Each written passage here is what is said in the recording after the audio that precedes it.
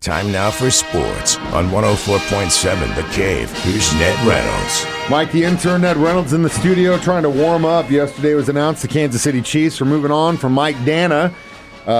Thanks, champ, for everything. Helped us get 2 Super Bowls, but that's going to help us save some money. And it is a business, and Dana understands all of this. I thought a very, very good player, and a role player who fit his role with the Kansas City Chiefs so well.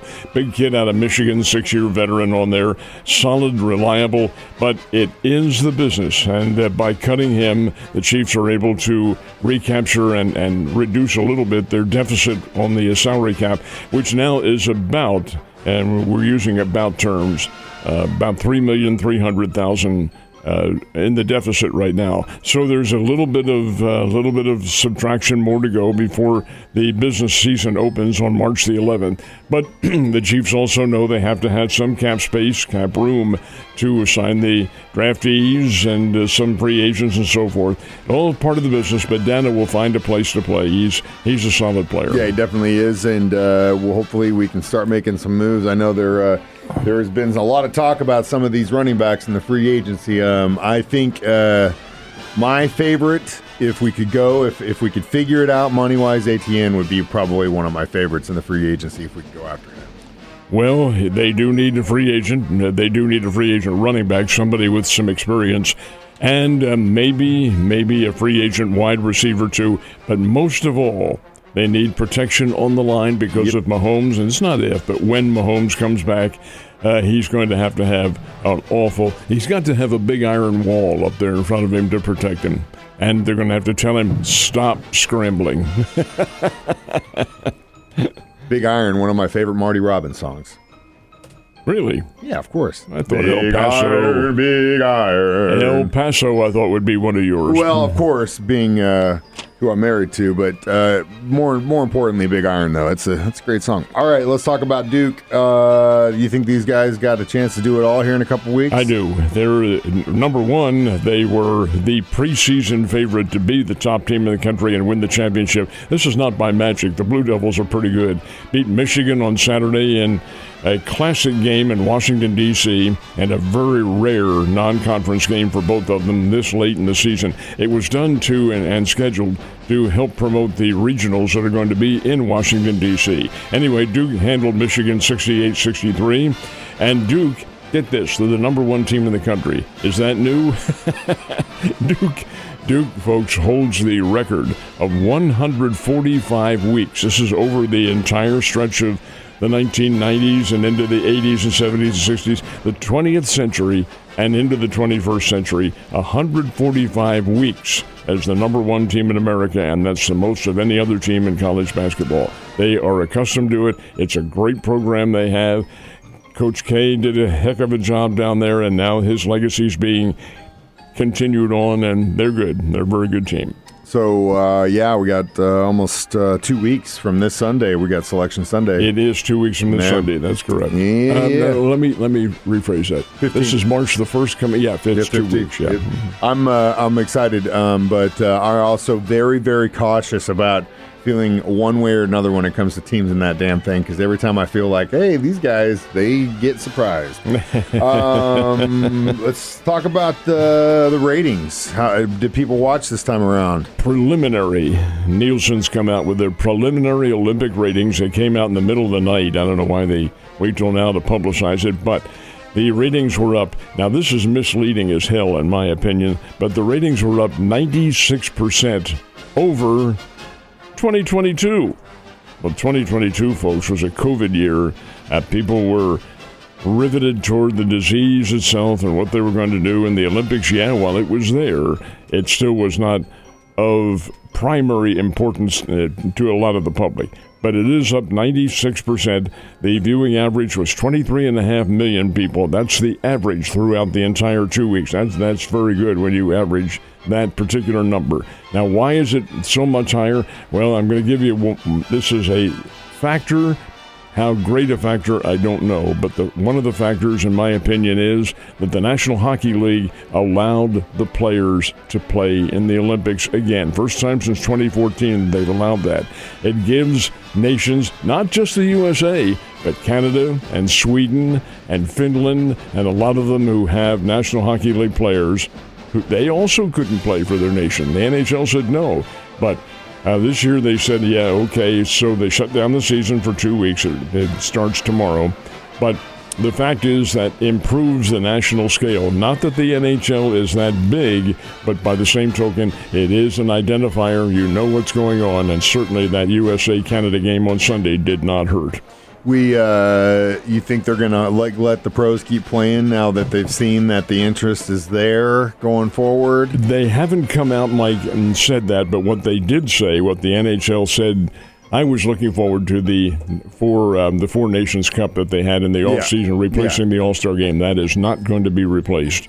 They're not going to have it again. I thought, that's a big mistake. Who cares about an All-Star game where you're not allowed to check and do all that sort of thing? Nobody. I don't. You don't. Yeah. But next year they'll have an All-Star game. The following year they're going to have a World Cup, which will be similar, I think, to the Four Nations, and then the Olympics right after that. They have a plan in mind. I sometimes wonder what plans these big shots have when they sit in their smoke-filled rooms and so forth, but that's what there will be no Four Nations Cup next year, which I found to be enticing. Do you think the overtime rule is going to be changed for the Olympics, the 3-on-3 situation instead of the typical 5-on-5? No. I do not know. I can see where Canada. I can see their argument. I mean, obviously, you put your best three out there, and whatever happens, and the time is the thing. And it is the same for everybody. Yeah, but they don't have that rule in the NHL. So yesterday we talked a little bit about the state of Missouri State college sports right now.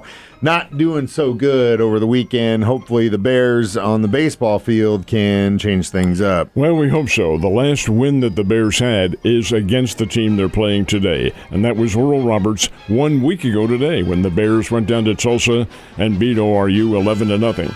Well, since then, Missouri State went down to Oxford, Mississippi, play Ole Miss, which won the national championship here just a couple of years ago, and a very good Mississippi team.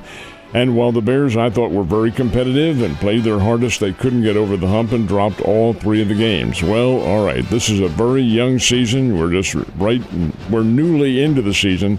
The Bears will meet ORU on a home-and-home exchange, and that'll be at 3 o'clock this afternoon. This is Missouri State's home opener.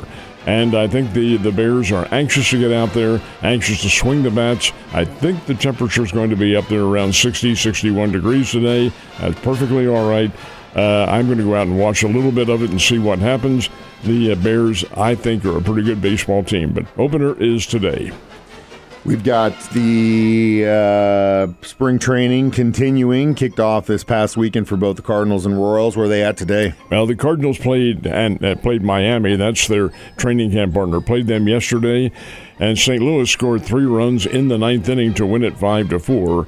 And the Royals took on the Chicago Cubs out in the Cactus League in Arizona, and the Cubs won that one 3-2. Both teams in action today. Spring training is pretty much daily as far as the games are concerned. Of course, the workouts are continuing.